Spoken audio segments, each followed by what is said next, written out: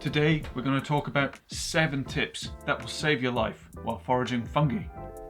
Tip number 1 is find yourself a fungi expert. Someone who knows the difference between the poisonous ones and the not so poisonous ones, but someone that can also tell you which edible ones are just not worth eating. Fungi identification can take years to master, and even then they can get it wrong.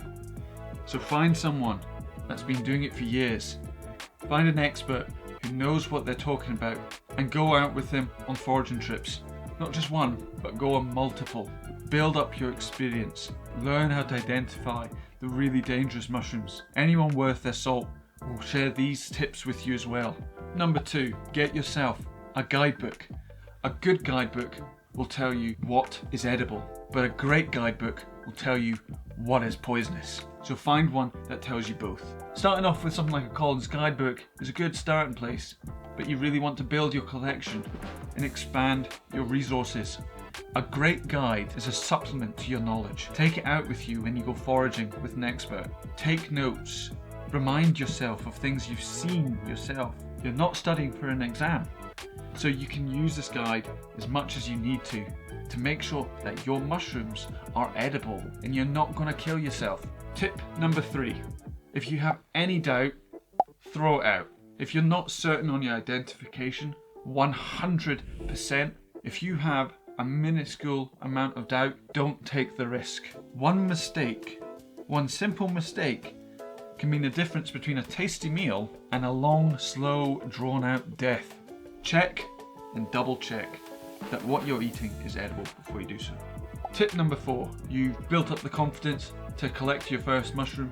You're 100% certain it's edible, and now you're about to cook it. But first, you should do a lip test. Cook your mushroom as if you're going to prepare it for your meal, and then put a little bit on your lip. If you have a reaction, quickly wash out your mouth with warm water. Then obviously, do not eat that mushroom. If you have gone through the lip test, eat the mushroom if you feel brave enough. It doesn't mean you won't have a reaction, and it can still be poisonous, but you've got a better chance that it's not. One person may be able to eat mushrooms of one variety, but someone else may have an adverse reaction. Doesn't mean they're poisonous, we're just all very different. So do a lip test. Even if you think you're 100% certain it's edible, you may just be unfortunate and not be able to stomach it. Tip number 5, when you've eaten your mushrooms, always keep a sample of what you've just eaten. If something goes terribly wrong, your friends, your family, know what you've eaten. They can take that to your doctor and find you treatment. This can be the difference between life and death.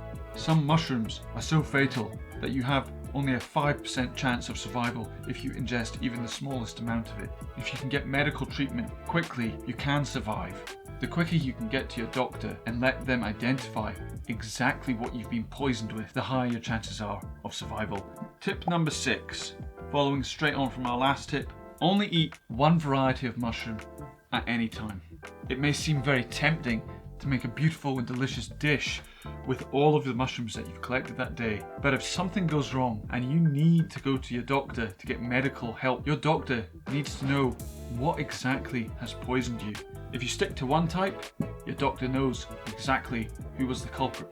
The 7th and final tip, avoid picking any mushrooms with white gills. This will eliminate death caps, panther caps, and the aptly named destroying angel. These mushrooms are highly toxic, so to be on the safe side, it's best to avoid any that have the white gills, and you'll pretty much avoid some of the deadliest mushrooms in the world. So that's it. That's 7 tips to keep in mind when you're out foraging for mushrooms. And remember, do so with an expert. Don't take advice from some stranger online. Until next time, peace out. Oh.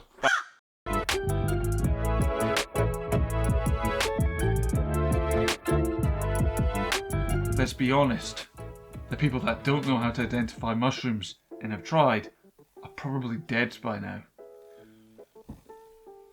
Fucking hell, that got dark.